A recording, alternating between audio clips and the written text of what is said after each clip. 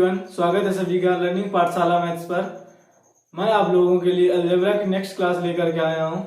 तो सभी लोग क्लास स्टार्ट होने से पहले वीडियो को लाइक कर दें, कमेंट करें और अपने दोस्तों तक शेयर कर दें, क्योंकि ये क्लास लेने में बहुत ही एफर्ट लगता है।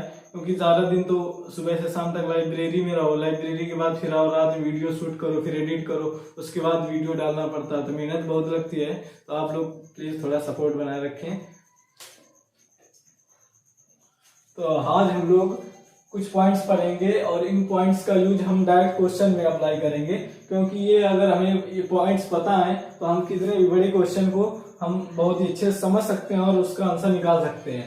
तो हम लोग देखेंगे, जैसे हमें कभी भी दिया हो x² + y² + z² बराबर अगर कभी भी 0 दिया हो, तो हम इस इक्वेशन को देख कर क्या सोच सकते हैं कि पहली बात तो सबका स्क्वायर है, तो स्क्वायर का मतलब है कि हमेशा पॉजिटिव आएगा। अगर x y z की वैल्यू निगेटिव भी होगी तो हमेशा हमें पॉजिटिव मिलेगा, क्योंकि स्क्वायर होने के बाद हमेशा पॉजिटिव मिलता है। और हमने कभी भी देखा है कि अगर हमें +4 +3 +1 कुछ भी दिया हो, अगर हम कभी प्लस वाली वैल्यू को जोड़ते हैं तो कभी हमें 0 तो नहीं मिलता है।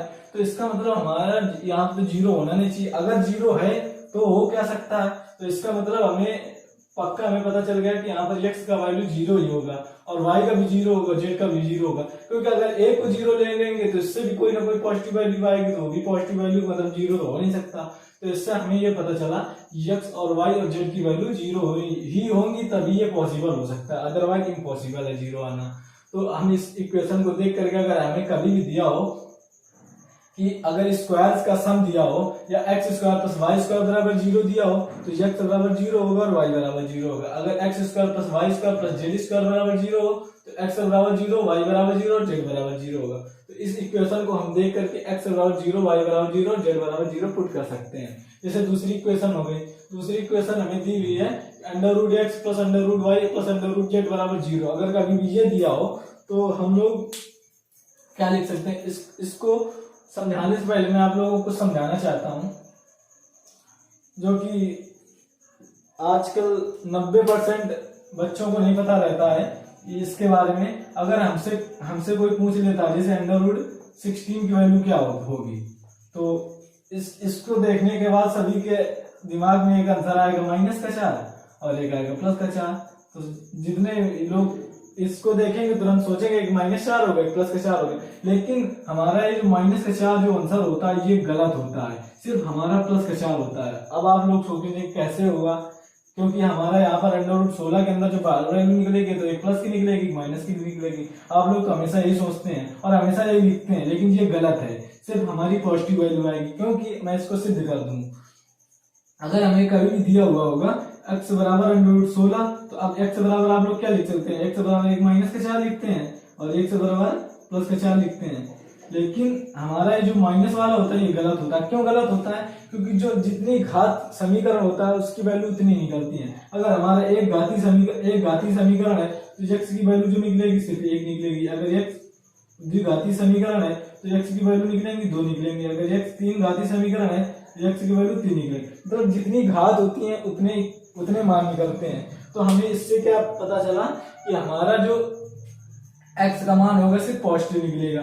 तो हमें कभी भी अगर अंडर रूट के अंदर कोई वैल्यू दी हुई होती है तो हम उसके जो बाहर आता है वो हमेशा हम पॉजिटिव लिखते हैं। इसीलिए आप लोगों ने देखा होगा कभी श्रीधराचार्य का फार्मूला आप लोग क्या देखते हैं, श्रीधराचार्य फार्मूला होता है x बराबर -b ± √b² - 4ac/2a होता है। तो आप लोगों ने सोचा कभी कि यहाँ पर प्लस माइनस क्यों दिया होता है?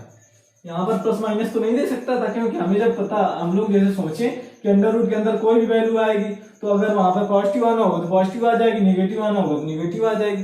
लेकिन हम लोग यहाँ पर प्लस माइनस क्यों लिखते हैं, आप लोग कभी नहीं सोचा होगा। लेकिन इसलिए हम लोग लिखते हैं यहाँ पर हमारी जो अंडर रूट के बाहर जो वैल्यू आती है हमेशा पॉजिटिव आती है। तो हम इसलिए यहाँ पर पहले प्लस का ले लेते हैं और एक बार माइनस का ले लेते हैं, जिससे हमें दोनों आंसर मिल जाते हैं। क्योंकि हमें पता है कि यहाँ पर जो अंडर रूट के बाहर जो वैल्यू आएगी हमेशा पॉजिटिव आएगी, तो इसलिए हम यहाँ पर अंडर रूट के बाहर प्लस माइनस लगा लेते हैं। ठीक है, तो इसका मेन मतलब ये होता है कि यहाँ पर अंडर रूट के बाहर ही प्लस माइनस, यहाँ क्यों प्लस माइनस नहीं है, यहीं पर क्यों है, क्योंकि अंडर रूट लगा है ना, इसलिए यहाँ पर प्लस माइनस दिया होता है। तो इसी प्रकार यहाँ पर अगर हमसे पूछा जाए, अगर हमसे पूछ लिया जाए एक्स स्क्वायर बराबर 16 है, तो अब एक्स की वैल्यू कितनी होंगी, तब हम लोग एक्स बराबर -4 और एक्स बराबर +4 लिख सकते हैं।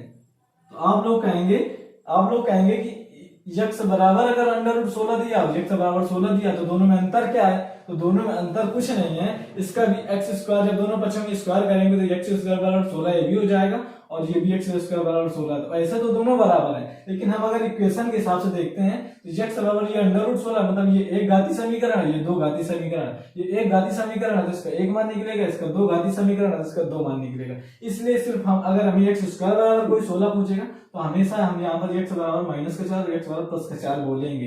लेकिन अगर हमें सिर्फ बोल दिया जाएगा √16 का मान क्या होगा तो सिर्फ हम लोग +4 लिखेंगे। ठीक, आप लोगों में से 90% लोग यही सोचते हैं कि √16 का मान +4 और -4 होता है।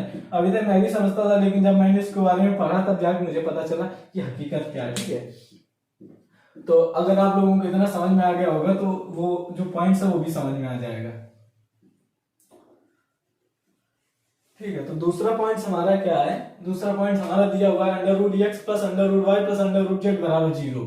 तो अगर हमें √x + √y + √z बराबर 0 दिया हो तो अभी हम लोगों ने जैसे देखा कि x का मान कोई भी होगा, कुछ भी होगा, हमेशा अगर √ के बाहर वैल्यू निकलेगी तो हमेशा पॉजिटिव निकलेगी और इससे भी बाहर जो निकलेगी ये भी पॉजिटिव निकलेगी। इस √ के अंदर जो भी वैल्यू होगी z की उसके भी बाहर पॉजिटिव वैल्यू निकलेगी। तो अगर हमें पॉजिटिव वैल्यू अगर हमें दिया हो और पॉजिटिव वैल्यू का सम जो होता है वो कभी 0 तो होता नहीं है, तो इसका मतलब है कि पॉजिटिव वैल्यू अगर है तो उसका सम 0 आना इम्पॉसिबल है। ठीक, इम्पॉसिबल है तो हम इस इक्वेशन को संतुष्ट कैसे करा सकते हैं, तो हमें x का मान 0 ही लेना पड़ेगा और y का मान भी 0 लेना पड़ेगा और z का मान भी 0 लेना पड़ेगा, तभी जाके हमारा आंसर 0 आएगा। ठीक है, तो आई होप आप लोगों को यही पॉइंट समझ में आ गया होगा।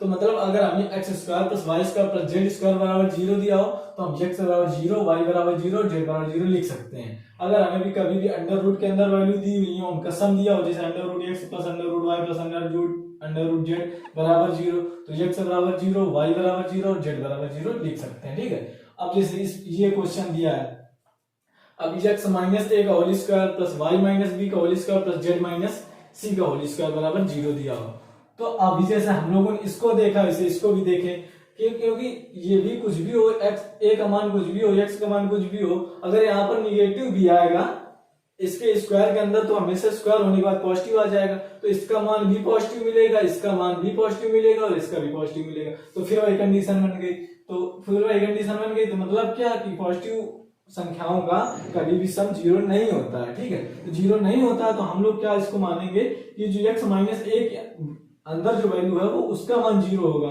x - b का मान जो होगा वो 0 के बराबर होगा, z - c का मान जो होगा वो 0 के बराबर होगा। तो हम यहाँ पर x का मान जब x - a बराबर 0 रखेंगे तो x बराबर कितना हो जाएगा, a हो जाएगा। इसमें y - b बराबर 0 रखेंगे तो y बराबर b हो जाएगा। z - c का मान z - c बराबर जब 0 रखेंगे तो z बराबर c हो जाएगा। अब इसमें इस इक्वेशन में x बराबर a, y बराबर b, z बराबर c रखेंगे तो हमेशा 0 मिल जाएगा। आई होप आप लोगों को ये भी समझ में आ गया होगा और ये भी समझ में आ गया और ये भी समझ में आ गया। अब अगला पॉइंट देखते हैं, जैसे ये वाला पॉइंट्स पढ़ा है इससे रिलेटेड ये पॉइंट्स है, √ के अंदर x - a है प्लस √ y - b है प्लस √ z - c बराबर 0 दिया है, तो हम इससे भी देखकर सोच सकते हैं कि √ के अंदर जो भी वैल्यू आएगी इनको सॉल्व करने के बाद वो हमेशा पॉजिटिव आएगी। इसके बाहर भी जो √ के अंदर बाहर जो वैल्यू आएगी वो भी हमेशा पॉजिटिव आएगी, इसके बाहर भी पॉजिटिव आएगी। तो हमें पता है कि पॉजिटिव वैल्यू का सम 0 नहीं हो सकता है, तो 0 नहीं हो सकता तो हम लोग इस इक्वेशन को देख करके हम क्या मान सकते हैं कि जो √ के अंदर वैल्यू है उसका पूरे का मान 0 के बराबर रख लेंगे और इसके अंदर जो पूरे वैल्यू दी है √ के अंदर उसका मान 0 रख लेंगे, इसका भी 0 रख लेंगे। तो इन दोनों को जब x - a बराबर 0 रखेंगे तो x बराबर a हो जाएगा, y - b बराबर 0 रखेंगे तो y बराबर b हो जाएगा और z - c बराबर जब 0 रखेंगे तो z बराबर भी c हो जाएगा। तो आई होप आप लोगों को ये सभी पॉइंट समझ में आ गए होंगे। अब इन पॉइंट्स का हम लोग अगर पूछें, हमने तो इनको पढ़ लिया लेकिन हम इनका यूज कैसे करेंगे, तो हम इनका यूज इन क्वेश्चंस में करेंगे, तब जाके हमें पता चलेगा कि इनका इंपॉर्टेंस क्या है। ठीक है, तो ये जैसे हमने पॉइंट्स पढ़ लिए, अब हम बहुत सारे क्वेश्चंस करेंगे और उसमें देखेंगे हम लोग इन पॉइंट्स का कैसे अप्लाई करते हैं। ठीक है, तो जैसे हमें ये इक्वेशन दी हुई है, ठीक है, अगर हमें दी हुई है कि यदि a - 5 का होल स्क्वायर प्लस b - 7 का whole square plus c minus 13 का होल स्क्वायर बराबर 0 दिया हो, तो अगर हमसे पूछ ले कि under root a plus B plus C बराबर क्या होगा, तो अब हम लोगों को अगर ये पता नहीं है तो हम लोग यही सोचेंगे, पुट करने की कोशिश करेंगे या इसको खोलेंगे, इसका स्क्वायर खोलेंगे पूरे का, फिर उसके बाद सॉल्व करेंगे, तब भी हम जाके ए बी सी में वैल्यू पाएंगे। उसके बाद जब द्विघात समीकरण जब एक्स का खोलेंगे तो स्क्वायर बनेगा, तो स्क्वायर बन जाएंगे, स्क्वायर वैल्यू हो जाएंगे, तब भी सॉल्व नहीं कर पाएंगे, फिर पुट करने की कोशिश करेंगे वैल्यू, तब जाके हम क्वेश्चन को नहीं सॉल्व कर पाएंगे। तो इसलिए हम कह रहे हैं कि ऐसे अगर हमें ये पॉइंट्स पता नहीं है तो हम इस क्वेश्चन को सॉल्व नहीं कर पाएंगे, अगर करेंगे भी तो बहुत ही ज्यादा डिफिकल्ट हो जाएगा। ठीक है, तो हम लोगों को ये क्वेश्चन हमने जैसे देखा, तो हमें अगर पहले से पॉइंट्स पता है तो हम लोग इसको देख के तो हम समझ जाएंगे कि ये स्क्वायर प्लस ये स्क्वायर प्लस ये स्क्वायर, स्क्वायर का वैल्यू हमेशा कभी भी जीरो होता ही नहीं है, स्क्वायर के सम का जीरो, स्क्वायर का जो सम होता है वो कभी जीरो के बराबर होता नहीं है। तो हमें एक ही कंडीशन हो सकती है जब बराबर जीरो मिलेगा, क्या हो सकती है, जब इसका मान जीरो के बराबर हो, इसका मान जीरो के बराबर हो और इसका मान जीरो के बराबर हो। ठीक है, तो जब इनका मान जीरो के बराबर होगा तभी जाके हमें वैल्यू जीरो मिल सकती है। तो अगर x a माइनस 5 बराबर जीरो रखेंगे तो a बराबर कितना आ जाएगा, a बराबर 5 आ जाएगा। ठीक, जब यहाँ पर b माइनस 7 बराबर जीरो रखेंगे तो b बराबर 7 आ जाएगा। ठीक, जब c माइनस 13 बराबर जीरो रखेंगे तो c बराबर कितना आ जाएगा, 13 आ जाएगा। आई होप आप लोगों को यहाँ तक तो बहुत अच्छे समझ में आ गया होगा। तो यहाँ पर a है, a बराबर 5, b बराबर 7 और c बराबर 13 हमें मिल गया। अब ये हमें a b c का मान मिल गया। अब हमें इसका पूछ रहा, तो हम इसको जब इतना निकाल लिए तो इसको निकालने में हमें कितनी देर लगेगी। तो अब हम लोग जिसे निकालेंगे तो a का मान कितना है, 5 है। ठीक, b का मान कितना है, 7 है, प्लस c का मान कितना है, 13। इसकी वैल्यू हमसे पूछा, तो क्या हम इसका वैल्यू निकाल नहीं सकते, इसका तुरंत निकाल लेंगे। तो इसका कितना हो जाएगा, 13 7 20 20 5 25। अब हम इसको देख करके, अगर हमें ऑप्शन में -5 दिया है और प्लस का 5 दिया है, तो हम और एक ऑप्शन दिया है, जैसे ये a हो गया और ये b हो गया। ठीक है, और एक c हो जाएगा कि a एंड b बोथ। ठीक, डी हो जाए ऑप्शन, जैसे नन ऑफ दीज अगर दिया हो, तो हम लोग तो अगर इतना देखने के बाद हम लोग तुरंत ठीक करेंगे कि ये ए का मान -5 होगा और ए का मान प्लस का 5 होगा, दो वैल्यू निकलेंगे, ए एंड बी बोथ हो जाएगा। तो लेकिन ये हमारा आंसर गलत है, इसलिए हमें पता नहीं चलता, हम लोग सोचते हैं कि हम क्वेश्चन को सॉल्व करके आए, सही करके आए, लेकिन हमारा नंबर कैसे कटा। तो इसीलिए कटा कि हम लोग कुछ पॉइंट्स नहीं पता होते हैं, जिनका हम गलत यूज करके हम लोग क्वेश्चन को गलत कराते हैं। तो हम हमेशा देखेंगे कि अंडर रूट के अंदर जो प्लस 25 लिखा हुआ है, तो अगर अंडर रूट के बाहर जो वैल्यू निकलेगी हमेशा पॉजिटिव निकलेगी। तो इसका मान कितना हो जाएगा, इसका मान हमेशा 5 होगा। ठीक है, माइनस का 5 नहीं हो सकता है। तो हम लोग ऑप्शन के क्या टिक करेंगे, बी ऑप्शन टिक करेंगे। तो आई होप आप लोगों को ये क्वेश्चन बहुत अच्छे समझ में आया होगा, क्योंकि मैंने बहुत ही अच्छे से एक्सप्लेन किया है। तो आप लोगों को इस क्वेश्चन में तो डाउट बचना ही नहीं चाहिए। तो हम लोगों ने इसका आंसर कितना निकाला, इसका मान हमने निकाला 5। ठीक, तो ये हमारा राइट आंसर हो जाएगा। अब जैसे ये क्वेश्चन दी हुई है, तो अब हमें अगर इस पॉइंट्स इनके बारे में नहीं पता है, तो हम लोग इतनी बड़ी इक्वेशन को देखेंगे और हम सोचेंगे a plus B plus C under root के अंदर दिया है, इसका मान पूछ रहा है, हम लोग इसको कैसे सॉल्व करेंगे, तो हम कर नहीं पाएंगे। अगर a b c के मान सोचें, उसके बाद रख के देखें क्या जीरो बराबर हो रहा है, तो इतने बड़े तो हम बुद्धिमान है नहीं कि हम लोग पहले सोचें फिर रखें फिर उसका जीरो निकाल लें एक बार में। कई बार ट्राई करेंगे, निकलेगा ही नहीं, निकल जाता है तो बहुत टाइम लगेगा, तो जब तक हमारे बहुत सारे क्वेश्चन छूट जाएंगे। तो इसलिए हमें छोटे छोटे पॉइंट्स याद रखने हैं, जिसका हम किसी न किसी क्वेश्चन में अप्लाई कर सकें। तो जैसे हमें पता है कि स्क्वायर्स का सम कभी जीरो नहीं होता सकता है, अगर होता है तो एक ही कंडीशन होती है कि उनका जिनका स्क्वायर होता है उनका मान जीरो होता है। ठीक है, तभी हमें जीरो वैल्यू मिल सकती है। तो ये अंदर की वैल्यू अगर जीरो हो और इसके अंदर की वैल्यू जीरो हो, ये अंदर की वैल्यू जीरो, तो जीरो का स्क्वायर जीरो, तो zero plus zero plus zero बराबर जीरो। तो एक ही कंडीशन हो सकती है कि जो स्क्वायर के अंदर वैल्यू लिखी हुई है उसका पूरे का मान जीरो के बराबर होना चाहिए। तो हम इस इक्वेशन बराबर जीरो रखेंगे तो हमारी पहली क्या हो जाएगी, a plus B minus C plus 2x square बराबर जीरो। एक समीकरण हो गया। अब दूसरा जैसे हो गया, अब इसका मान जीरो के बराबर रखेंगे तो क्या b प्लस सी माइनस ए प्लस का 3x स्क्वायर बराबर जीरो। समीकरण सेकंड हो गया। अब तीसरा समीकरण लिखेंगे तो सी प्लस ए माइनस का बी प्लस माइनस का 6x² बराबर 0। ठीक,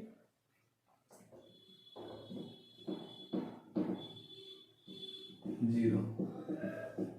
तीन हमने समीकरण लिख दिया, क्योंकि हमें पता है कि स्क्वायर का सम कभी जीरो नहीं हो सकता है। तो अगर एक ही कंडीशन है जब जीरो हो सकता है कि जो स्क्वायर के अंदर वैल्यू लिखी हुई है उनका मान जीरो होना चाहिए, तो हमने ये इक्वेशन लिख दी। अब हम लोग क्या करेंगे कि हम अगर समीकरण फर्स्ट और सेकंड और थर्ड को आपस में जोड़ दें तो हम लोगों को क्या कर सकते हैं। देखो यहाँ पर माइनस का सी है तो ये प्लस का सी कैंसिल हो जाएगा। ठीक, और ये प्लस का ए है, ये माइनस का ए कैंसिल कर देगा। ठीक, और क्या कर सकता है, ये प्लस का बी ये माइनस बी को कैंसिल कर देगा। तो अब हमारे पास एलएचएस में क्या बचा और आरएचएस में क्या बचा। ठीक है, एलएचएस में हमारे पास क्या बचा, एक बी बचा और एक ए बचा। ए प्लस का बी प्लस का सी, एक ए बचा, एक बी बचा, एक सी बचा, बाकी तो सब कैंसिल आउट हो गए। प्लस का 3x² प्लस 2x² कितना हो गया, 5x² हो गया। 5x² में माइनस का 6x² घटाएंगे तो हमारा क्या आएगा, माइनस का x² आएगा, क्योंकि -6 में जब प्लस का 5 घटाएंगे तो माइनस का 1 ही तो आएगा। तो x स्क्वायर है तो माइनस का 6x² है, प्लस का 5x² घटाएंगे तो माइनस का x² ही आएगा ना। और बराबर जीरो को ऐड करने के बाद तो जीरो मिलता ही है। तो अब हम इससे क्या लिख सकते हैं, जब हम इसको करेंगे तो हम क्या लिख सकते हैं, a plus B plus C बराबर जब x² को उधर कर देंगे तो प्लस का हो जाएगा, तो ये हो जाएगा a plus B plus C बराबर का x²। ठीक, तो a plus B plus C बराबर x² हो गया। अब x हमें वैल्यू किसकी पूछ रहा है, हमसे वैल्यू पूछ रहा है अंडर रूट के अंदर a प्लस बी प्लस सी। तो हम अगर दोनों पक्षों का वर्गमूल लें तो वर्गमूल लेंगे तो क्या हो जाएगा, a plus B plus C under x² का वर्गमूल लेंगे तो x हो जाएगा। तो हमें वैल्यू किसकी पूछ रहा था, अंडर रूट के अंदर a plus B plus C की वैल्यू पूछ रहा था, तो हमारा आंसर क्या आ गया, x आ गया। ये हमारा राइट आंसर है। आई होप आप लोगों को ये भी क्वेश्चन बहुत अच्छा समझ में आ गया होगा। ठीक है, क्योंकि इन दोनों क्वेश्चन में आप लोगों को एक भी डाउट नहीं होगा और ये पॉइंट्स आप लोगों को पता है, तो आप लोग बहुत ही जल्दी क्वेश्चन को सॉल्व कर सकते हैं। बहुत ही बड़े बड़े क्वेश्चन को बिना हम लोग दिमाग को यूज करें, कि हमें सोचना भी नहीं कि वैल्यू क्या हो सकती है, ये सब सोचना नहीं है, सिर्फ पॉइंट पता करना है। क्वेश्चन को देख करके हमें सोच सकते हैं कि हम इसको कैसे सॉल्व कर सकते हैं। तो ऐसे क्वेश्चन को हम लोग इसी मेथड से सॉल्व करेंगे। आई होप आप लोगों को क्वेश्चन समझ में आ गया होगा।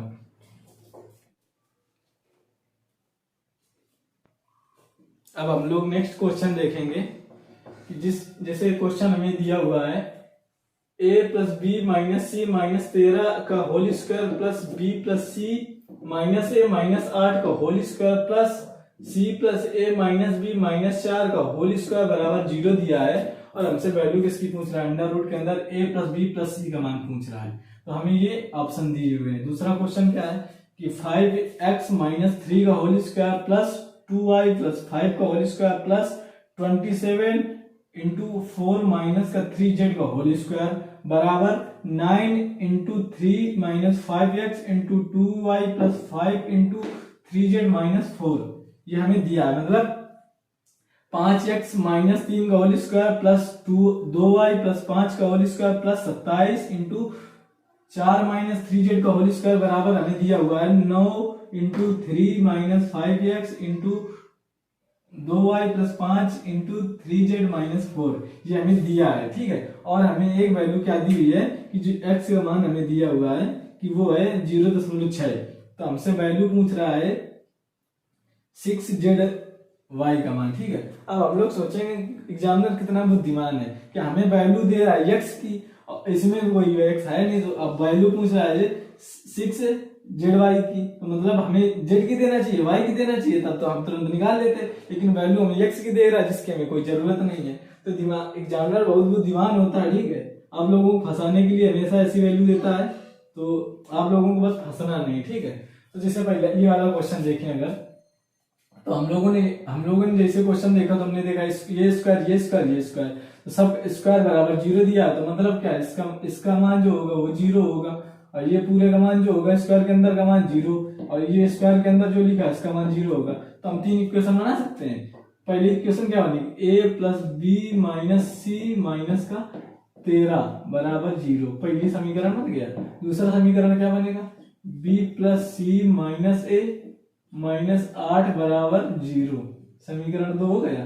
तीसरा समीकरण क्या बनेगा, c plus A minus B minus 4 बराबर 0, समीकरण 3 बन गया। ठीक, अब हम लोगों ने 3 समीकरण बना लिए। अब हम लोग फिर ये करेंगे, क्या करेंगे, हम लोग समीकरणों को, तीनों समीकरणों को ऐड करेंगे। ठीक है, तो सब तीनों समीकरणों को हम लोग जब जोड़ेंगे तो ये a से माइनस से कैंसिल हो जाएगा। ठीक है, और क्या होगा, ये माइनस सी से ये प्लस का सी कैंसिल हो जाएगा, और क्या हो जाएगा, ये प्लस का बी से माइनस का बी कैंसिल हो जाएगा। तो हमारे पास क्या बचा, a बचा, b बचा और c बचा। ठीक है, तो क्या बचा, प्लस का a प्लस का b प्लस का c, और ये सब माइनस में है।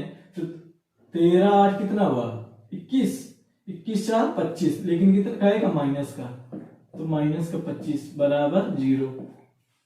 ठीक है, ये आ गया। अब हम लोग क्या करेंगे, a plus B plus C बराबर 25 लिख देंगे, क्योंकि यहाँ पर माइनस है तो 0 को उधर जाएगा, तो बराबर को उधर जाएगा तो क्या हो जाएगा, प्लस का हो जाएगा, तो प्लस का 25 हो गया। अब हम लोग क्या करेंगे, हमसे वैल्यू किसकी पूछ रहा है, अंडर रूट के अंदर a plus B plus C की, तो हम दोनों पक्षों का वर्गमूल लेंगे। तो जब दोनों पक्षों का वर्गमूल लेंगे तो ये under root a plus B plus C बराबर कितना हो जाएगा, अंडर रूट 25 हो जाएगा।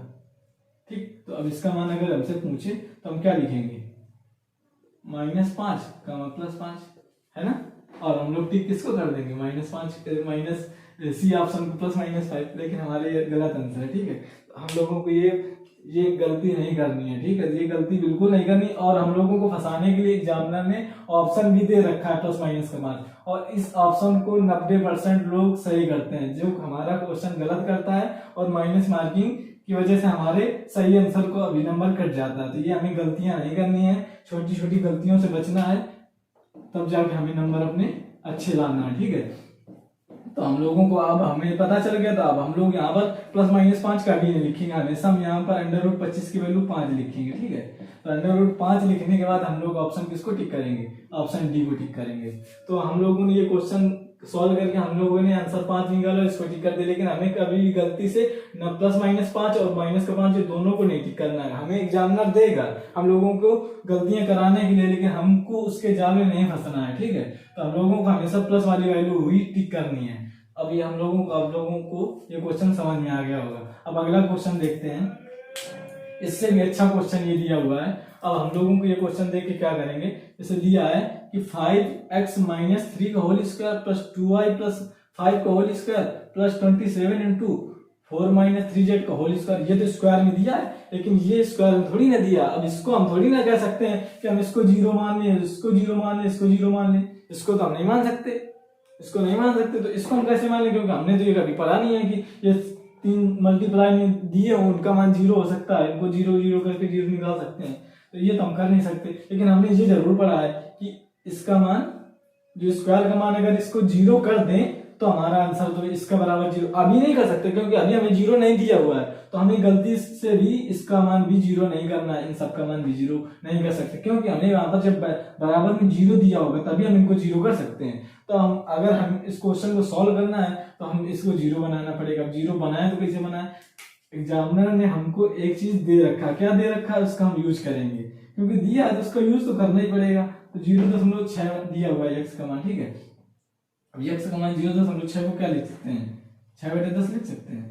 जब इसको काटेंगे तो क्या हो जाएगा, 3, ये 5 हो जाएगा। जब 2 से काटा तो 2 3 6, 2 5 10। ठीक है, तो x से बराबर कितना हो जाएगा, x से बराबर 3/5। अब जब इसको क्रॉस मल्टीप्लाई करेंगे तो 5x से बराबर कितना हो जाएगा, 3 हो जाएगा। तो 5x से बराबर 3, तो 5x माइनस 3 बराबर 0 हो जाएगा। ठीक, हम लोगों ने 5x माइनस 3 निकाली, लेकिन हम इसको करें क्या, क्योंकि ना तो हमें इसकी वैल्यू पूछ रहा है, तो अब इसको हम निकाल के करें तो करें क्या। तो हम लोगों को बहुत इसी से क्वेश्चन हम सॉल्व करेंगे हम लोग, क्योंकि इसको हमने देख लिया कि 5x माइनस 3 बराबर 0 आ गया। और हम लोग एक बार क्वेश्चन को देखेंगे, हमारे यहाँ पर 5x माइनस 3 दिया, तो मतलब इसको हम 0 कर सकते हैं। लेकिन इसको 0 कर भी ले तो इसको थोड़ी ना 0 कर सकते हैं, क्योंकि यहाँ पर 0 थोड़ी ना है। लेकिन हम लोग कैसे करेंगे, जब इसका मान हम 0 लिखेंगे तो इतना 0 होगा, लेकिन ये 0 तो हो नहीं सकता। लेकिन कहीं और भी लिखा है, यहाँ पर 3 माइनस 5x दिया है। तो जब इसको हम 5x माइनस 3 को जब उधर करेंगे तो 3 माइनस 5x बराबर 0 तो भी तो लिख सकते हैं, 5x माइनस 3 बराबर 0 है, तो इसको जब उधर करेंगे तो क्या हो जाएगा, ये वाला उधर माइनस का हो जाएगा, ये वाला प्लस का हो जाएगा, तो 3 माइनस 5x बराबर 0 ये भी तो लिख सकते हैं। इसका मतलब अगर यहाँ पर अगर हम जैसे 0 रखेंगे तो किसी भी मल्टीप्लाई में अगर 0 है तो पूरी वैल्यू को 0 कर देता है, ठीक है। तो आई होप आप लोगों को समझ में आ गया, इतना तो आप लोगों को समझ में आ गया होगा। तो 3 माइनस 5x बराबर 0 और 5x माइनस 3 बराबर 0, इस जो x बराबर 0.6 दिया था इससे हमने इसका मान निकाल लिया, ठीक है। तो मैं इसको साफ किए दे रहा हूं। अब हम लोग बहुत ही आसानी से आंसर निकाल सकते हैं। अब हम लोगों को निकालने में बिल्कुल भी देरी नहीं लगानी चाहिए, क्योंकि अब तो हमें पूरा मतलब का पता चल गया, ठीक है। क्योंकि हमने जैसे इसको 3 माइनस 5x बराबर 0 किया, अब इसके 0 के मल्टीप्लाई में कुछ भी होती है तो पूरा ये जितनी वैल्यू दी है तो पूरी 0 हो जाएगी, ठीक। तो ये पूरी वैल्यू को 0 करके, लेकिन इसको 0 थोड़ी ना कर सकता है पूरे, क्योंकि ये प्लस में दिए हुए हैं, तो सिर्फ इतना को 0 करेगा, ये तो बच जाएंगे, ये तो पूरा 0 हो गया। तो हमारे पास क्या बचा, 2y प्लस 5 का होल स्क्वायर प्लस का 27 इंटू 4 माइनस का 3z का होल स्क्वायर बराबर में क्या है, ये तो 0 इसका मान हो गया तो पूरे का 0 हो जाएगा, तो ये पूरे 0। अब हमें जो हमने पढ़ा अभी हमें पता चल गया, क्या पता चल गया, एक स्क्वायर और दूसरा स्क्वायर। तो अब हम सोचेंगे, हमने सर इसको तो स्क्वायर सुना है, लेकिन इसका थोड़ी ना कि मल्टीप्लाई में थोड़ी ना कुछ होता था, इसके मल्टीप्लाई में थोड़ी ना कुछ होता था, नहीं होता था ना।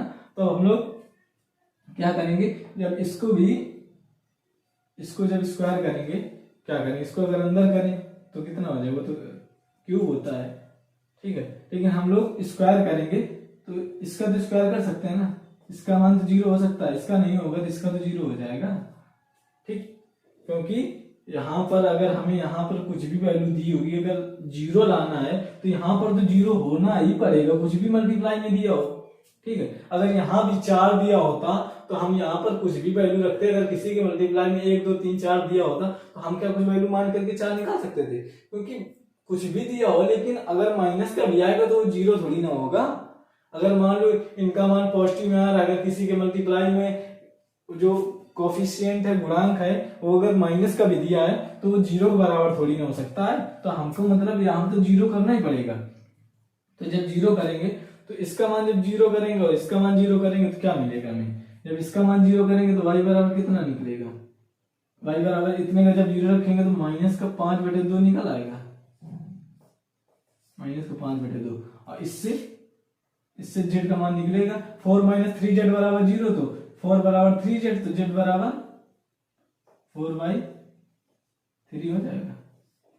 हमें 2 वैल्यू पता चल गए। अब हम लोग सोचेंगे हमें 27 दिया था, आपने 0 कैसे कर दिया और ये कैसे निकाल दिया। भाई 0 करना पड़ेगा, क्योंकि यहाँ पर हमें 0 सामने दिया है ना, तो हमें कुछ भी दिया हो यहाँ पर हमें 0 रखना ही पड़ेगा। अगर और कुछ रखेंगे तो हमें 0 नहीं हो सकता, तो हमें इस वैल्यू को 0 मानना ही पड़ेगा, ठीक है। तो हम लोग जब 0 करेंगे तो हमें y का मान निकल गया और z का मान पता चल गया। अब हमें इसी का वैल्यू पूछ रहा है, ठीक है। तो हम अगर इसको मान निकालें,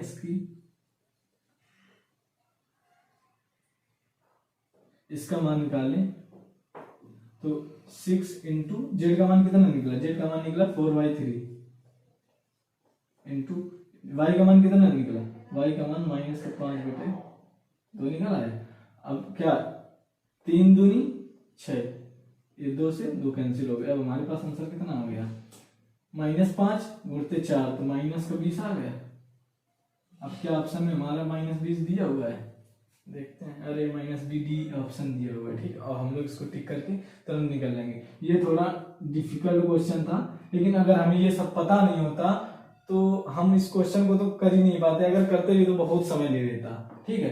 तो अब हम लोग एक बार इसको और देखेंगे, एक बार समझेंगे कि हमें दिया हुआ था 5x - 3 का whole square plus 2y plus 5 का whole square plus 27 into 4 minus का 3z का होल स्क्वायर बराबर 9 इंटू 3 माइनस का 5x into 2y plus 5 into 3z minus का 4, ये दिया है। तो हमें वैल्यू पूछ रहा है 6 इंटू z इंटू y की वैल्यू पूछ रहा है। तो हमें सिर्फ वैल्यू दी हुई है x बराबर 0.6, तो हमने तो पढ़ा था कि A square plus B square plus C square बराबर 0, ए बराबर 0, बी बराबर 0, सी बराबर 0 लिख सकते हैं। लेकिन ये तो स्क्वायर हमें मतलब का तो पता चल गया, लेकिन इसके बराबर 0 थोड़ी ना दिया है। इसके बराबर 0 होगा तभी तो इन सबको 0 मान सकते हैं। तो या तो हम इनको 0 बनाएं, और 0 बनाने के लिए हमें कुछ दिया नहीं है, ठीक है, तो ऐसे तो हम 0 कर नहीं सकते। लेकिन एक वैल्यू जरूर दी है कि x के बराबर 0.6 दिया है, ठीक है।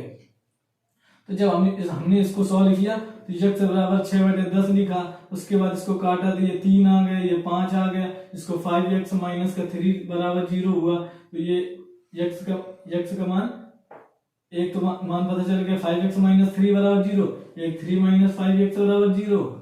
पक्षांतर करेंगे उधर तो ये इधर या तो माइनस चिन्ह कॉमन करके 0 बराबर कर देंगे, वो तो आपको कैलकुलेशन है, वो ऐसे ही कर सकते हैं। तो हमें यहाँ पर 2 वैल्यू पता चल गई। अब हम लोगों को ये निकालने के बाद हमने तो क्वेश्चन देखा कि हमने क्वेश्चन में इनको देखा है, तो इसको 5x माइनस 3 बराबर इसको 0 रख सकते हैं, और यहाँ भी 0 रख सकते हैं। लेकिन इसको 0 करने से तो हमें कोई फायदा नहीं हुआ, लेकिन इसको जैसे 0 किया तो सब मल्टीप्लाई में तो पूरे 0 हो जाएंगे, ये तो प्लस में तो ये तो 0 होंगे नहीं, तो ये मल्टीप्लाई में तो पूरे को 0 कर देंगे, तब तो हमें पता चल गया ये तो 0 हो जाएगा। इसका प्लस इसका ये वैल्यू बराबर 0 हो जाएगा, तो इसके बराबर 0 हो जाएगा, इसके बराबर 0 हो जाएगा, तो इसके बराबर 0, तो 2 5 प्लस 5 बराबर 0, ये है ना, हमने देखा। तो 2 5 प्लस 5 बराबर 0, तो 5 बराबर माइनस का 5/2 आ गया। और इसका जब मान रखेंगे 4 माइनस का 3z बराबर 0 मानेंगे, तो z बराबर 4/3 आ जाएगा। अब इसका वैल्यू इसमें रख देंगे, सॉल्व करके -20 आंसर निकाल लेंगे। आई होप आप लोगों को ये दोनों क्वेश्चन समझ में आ गए होंगे, ठीक है। अब हम लोग और एक आध क्वेश्चन देखेंगे। अब हम लोगों को इससे रिलेटेड हमने काफी क्वेश्चन कर लिए, ठीक है। अब हम लोग समय ज्यादा बर्बाद नहीं करेंगे। अब हमें पता चल गया है कि हमें को इसको इन सबको पॉइंट्स को अप्लाई कैसे करना है, ठीक है। तो अब हम लोग एक और पॉइंट देखेंगे, उसके बाद उससे रिलेटेड क्वेश्चन करेंगे, ठीक।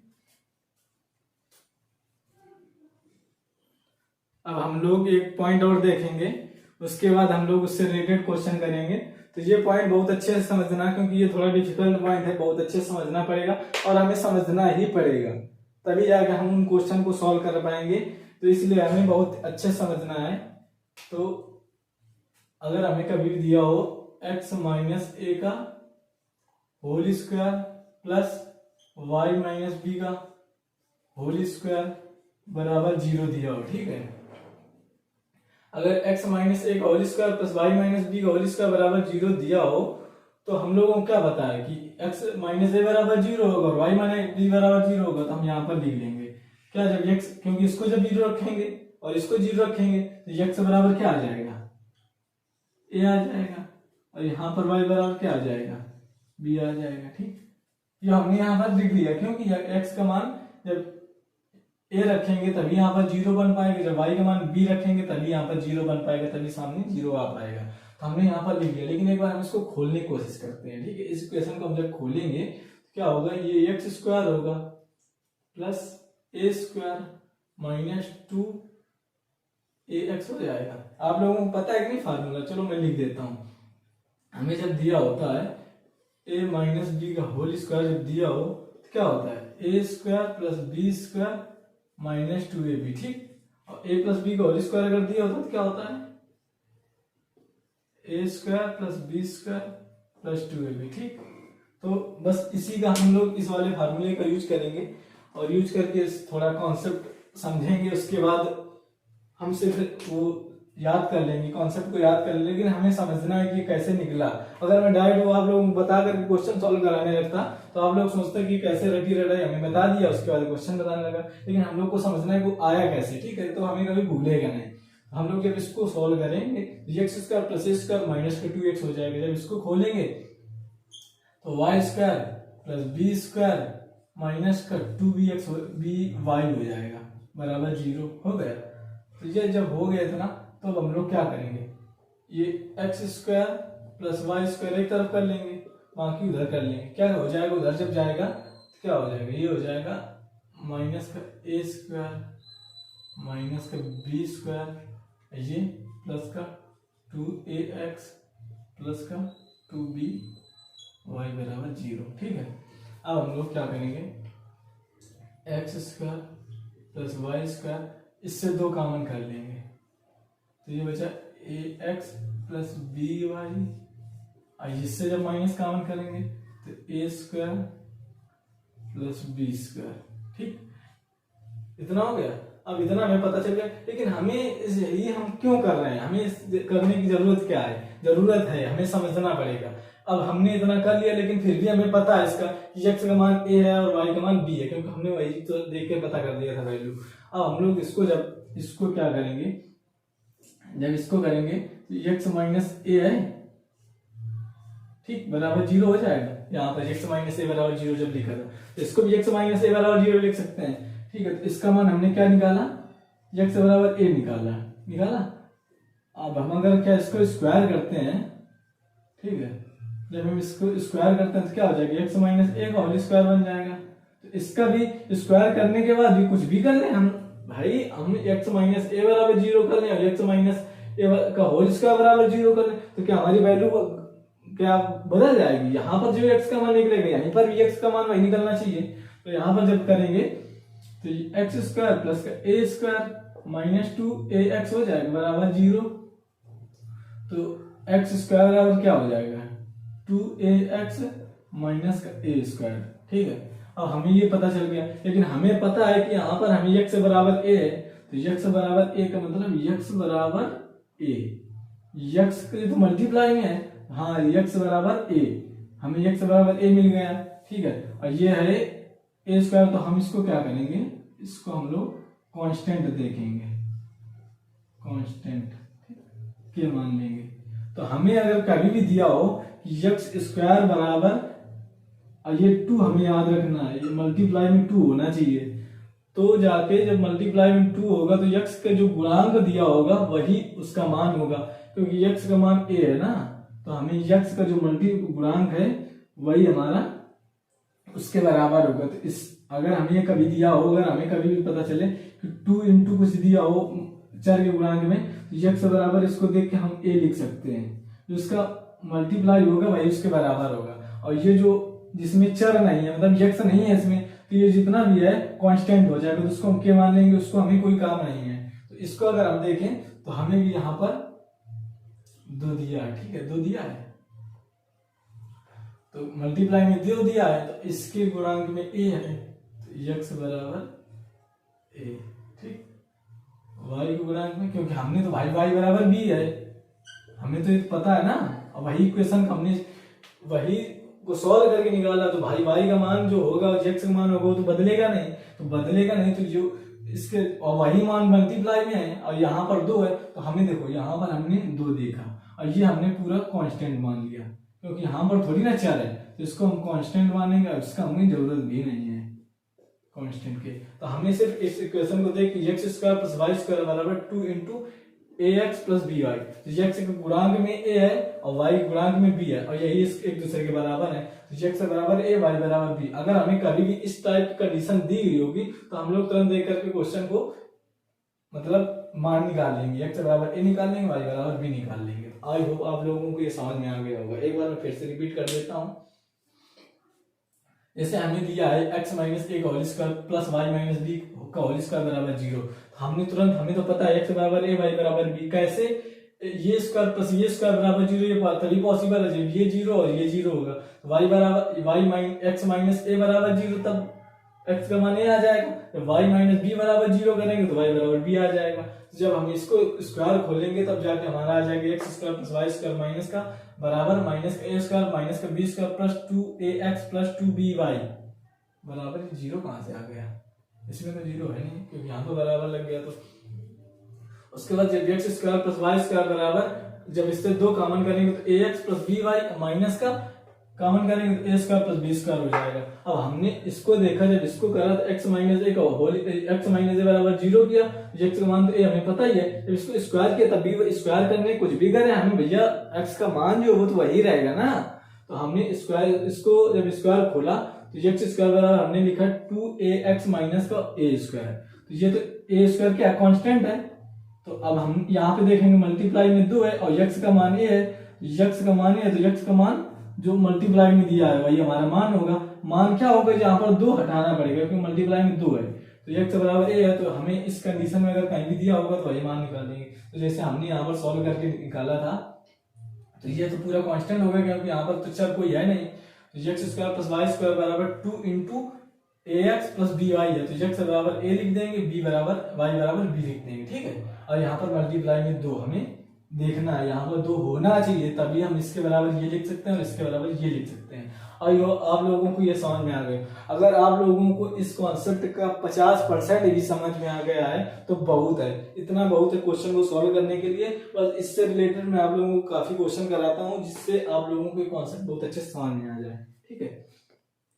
इसी के साथ में एक और मैं बता दूं आप लोगों को, एक मैं जैसे बता दूं आप लोगों को कि अगर दिया हो X square plus Y square plus Z square बराबर, ठीक है, अगर दिया हो 2ax plus B Y plus C Z minus का ए स्क्वायर प्लस का बी स्क्वायर प्लस का सी स्क्वायर, ठीक है। ये तो हमें पता है, ये तो जीरो ही होता है, तो हमें x square plus Y square plus Z square, यहाँ पर 2 है, इसके बराबर ये होगा, इसके बराबर ये होगा, इसके बराबर ये होगा। तो एक्स बराबर ए निकाल लेंगे, वाई बराबर बी निकाल लेंगे और सी बराबर मतलब जेड बराबर सी, और हमें जो भी वैल्यू पूछेगा इन सब का मान रख के निकाल लेंगे। इसका जीरो नहीं है, कांस्टेंट है, और इसका हमें कोई जरूरत नहीं है, कांस्टेंट की कुछ भी हो सकता है, तो उससे हमें कोई मतलब, इसको दिमाग से हटा भी सकते हैं, सिर्फ हमें इतना दिमाग लगाना है, इसके बराबर ये होना चाहिए, ठीक है। तो हमने 2 पॉइंट पढ़ लिए, इससे रिलेटेड हम क्वेश्चन करेंगे, ठीक है। अब हम लोग ये सारे क्वेश्चन करेंगे, उन कॉन्सेप्ट का यूज करेंगे और उसके बाद ये क्वेश्चन को सॉल्व करेंगे, ठीक है। तो अगर हमें दिया हुआ है A square plus B square plus C square बराबर 2 इंटू ए माइनस 4बी प्लस 3c और माइनस का 26 ये दिया है, तो हमें A plus B plus C की वैल्यू पूछ रहा है। तो हमने पढ़ा है A square plus B square plus C square बराबर 2 होना चाहिए, तो हमें तो 2 मिल गया, ठीक, मल्टीप्लाई में 2 होना चाहिए, 2 मिल गया। और उसके बाद ये हमें कांस्टेंट, हमें कोई जरूरत नहीं है, इसकी कोई जरूरत नहीं है, इसको हम छोड़ देंगे। और हमने देखा था वहां पर कि A square plus B square plus C square, उधर देखा था X square plus Y square plus Z square बराबर 2 के अंदर जो दिखा था तो वो था कांस्टेंट एक्स वाई जेड था, इसमें x a b c constant है, ठीक है। तो यहाँ पर लेकिन इनके मल्टीप्लाई में नहीं होना चाहिए, ये सिर्फ A square plus B square plus C square होना चाहिए, वहां पर X square plus Y square plus Z square था, तो इनके मल्टीप्लाई में कुछ नहीं होना चाहिए, तभी हम लोग मान कर सकते हैं, ठीक है। तो हमें 2 मिल गया, तो हमें यहाँ पर एक मल्टीप्लाई में क्या 1 है, तो एक मल्टीप्लाई में 1 है, तो ए बराबर कितना आ जाएगा, ए आ जाएगा। और यहाँ पर बी का मल्टीप्लाई में कितना है, माइनस का 4 है, बी बराबर -4 आ जाएगा। और यहाँ पर सी की मल्टीप्लाई में 3 है, तो सी बराबर 3 आ जाएगा। तो ए बी सी का मान हमने निकाल लिया, क्योंकि हमने पीछे पढ़ रखा है कि यहाँ पर 2 मल्टीप्लाई में होना चाहिए, और ये दिया तो ये सब एक दूसरे के मल्टीप्लाई में होंगे। तो ए बराबर 1, बी बराबर -4, सी बराबर 3 आ गया, इसका मान रख देंगे, आंसर निकाल लेंगे। 1 -4 प्लस 3, ये हो जाएगा 4 - 4 बराबर 0, हमारा आंसर आ जाएगा 4, ठीक है। आज अब आप लोगों को ये क्वेश्चन समझ में आ गया। अब इसको तुरंत करेंगे, हमें दिया है A square plus B square plus C square plus का 14 बराबर 2 गुणते इतना दिया, ठीक है। तो 2 तो हमें मिल गया, लेकिन यहाँ पर A square plus B square plus C square होना चाहिए, तो यहाँ पर प्लस 14 उधर -14 कर दें, ये उधर -14 हो जाएगा, और ये माइनस का 14 ये कांस्टेंट हो जाएगा,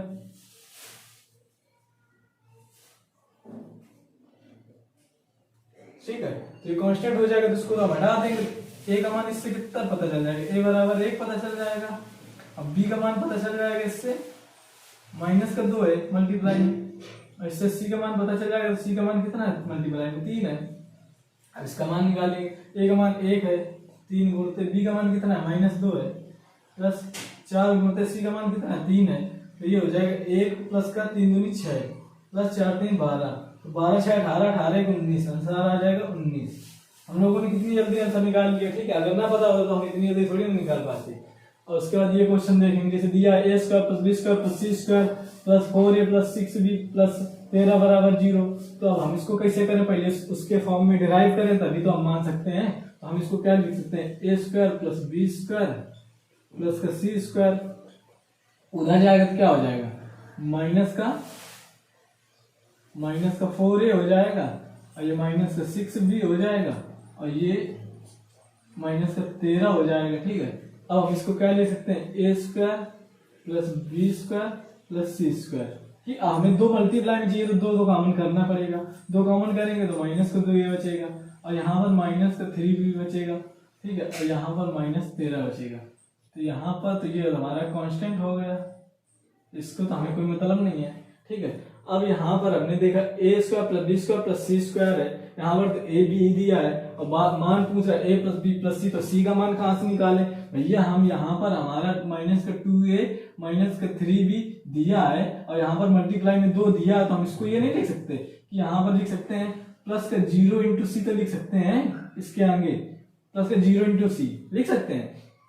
तो जब इससे निकालेंगे तो ए का मान कितना आ जाएगा, माइनस का 2 आ जाएगा और बी का मान कितना आ जाएगा, इससे जब निकालेंगे तो बी बराबर -3 आ जाएगा, कि नहीं आ जाएगा, और इसका सी का मान 0 आ जाएगा ना, 0 नहीं दिया तो भैया हम 0 गुणते सी तो लिख सकते हैं, उसमें कोई फर्क थोड़ी ना पड़ेगा प्लस करके। तो ए का मान माइनस का 2 आ गया और बी का मान माइनस का 3 आ गया और सी का मान 0 आ गया। इसको मान रख देंगे, क्या पूछ रहा है वैल्यू, हमें इसकी पूछ रहा है ए प्लस बी प्लस सी की, तो ए बराबर -2, बी बराबर -3 और सी बराबर 0, तो हमारा आंसर आ जाएगा -5। आई होप आप लोगों को ये क्वेश्चन भी समझ में आ गया होगा, ठीक है। अब ये क्वेश्चन हम लोग देखेंगे, यहाँ पर हमें दिया हुआ A square plus B square plus C square minus का 4a माइनस 6b माइनस का 8c प्लस 29 बराबर 0, तो हम इसको क्या लिख सकते हैं, A square plus B square plus C square, ठीक है। अब थोड़ा सॉर्ट करने की कोशिश करेंगे, जब उधर जाएगा तो ये प्लस का हो जाएगा, ये प्लस का हो जाएगा, ये प्लस का हो जाएगा, माइनस का हो जाएगा, तो यहाँ पर जब उधर जाएगा और इनमें दो कॉमन है सब में, तो 2 कॉमन कर लेंगे, ये माइनस के तो उधर प्लस हो जाएंगे, तो जब इससे 2 कॉमन करेंगे तो 2a बचेगा प्लस यहाँ पर 3b बचेगा, इससे जब 2 कॉमन करेंगे तो 4c बचेगा और यहाँ पर ये प्लस का 29 है तो माइनस का 29 हो जाएगा, लेकिन ये हमारा क्या है, कांस्टेंट है, तो इससे हमें कोई जरूरत नहीं, इसको तो हम छोड़ देंगे। अब हमें यहाँ पर 2 मिल गया, यहाँ पर A square plus B square plus C square है, तो मल्टीप्लाई में 2 मिल गया, तो ये इसके बराबर होगा और ये इसके बराबर होगा और ये इसके बराबर होगा, तो ए बराबर 2, बी बराबर 3 और सी बराबर 4 आ गया। अब हम यहाँ पर तुरंत मान रख के आंसर निकालेंगे, तो ए बराबर कितना आ गया, 2 आ गया, बी का मान कितना आ गया, 3 आ गया और सी बराबर कितना आ गया, 4 आ गया, 4 3 7 7 2 9, आंसर आ गया हमारा 9, ये हमारा राइट आंसर है। तो हम लोगों ने उसी कॉन्सेप्ट का यूज करके 4 क्वेश्चन का आंसर निकाला, तो ये हमें फायदा पता चला कि हमने कॉन्सेप्ट पढ़ा, उसके बाद क्वेश्चन किया तो हमें समझ में लिया है और हमें बहुत जल्दी आंसर निकालने में आसानी हुई। अगर हम लोग को कॉन्सेप्ट ना पता होता तो हम क्वेश्चन कर ना पाते, तो इसलिए हमें कॉन्सेप्ट को समझना है, तभी जाके कॉन्सेप्ट से ट्रिक बनती है। तो ये ट्रिक ही समझो, लेकिन इसके पीछे का कोई कॉन्सेप्ट होगा ना, तो हमें कॉन्सेप्ट को भी पढ़ना है कि पहले ट्रिक बनी तो कहाँ से बनी, ठीक है। अगर हम आप लोगों को डायरेक्ट बता देते इसके बराबर ये होता है, इसके बराबर ये होता है, मल्टीप्लाई में जो होते हैं सब बराबर होते हैं, तो आप लोग कहते हैं हमने तो कभी नहीं देखा बराबर 0 होते हैं, मतलब तो बराबर होते हैं एक दूसरे के। तो हमें वहां पर देखना है कॉन्सेप्ट में कि 0 एक दूसरे के बराबर हुए तो कैसे हुए, हमने वहां पर देखा, वहां पर समझा, उसके बाद ट्रिक बनाया। तो हमने उसको समझ करके, इसको सब ट्रिक समझ लो चाहे कॉन्सेप्ट समझ लो, और हमने तुरंत आंसर निकाले। आई होप आप लोगों को ये क्लास पसंद आई होगी। तो बस आप लोग अपना प्यार बनाए रखिए और क्लास को शेयर कर दीजिए अपने दोस्तों तक, और लाइक करें, कमेंट करें, और बस इसी तरह सपोर्ट करते रहें। धन्यवाद।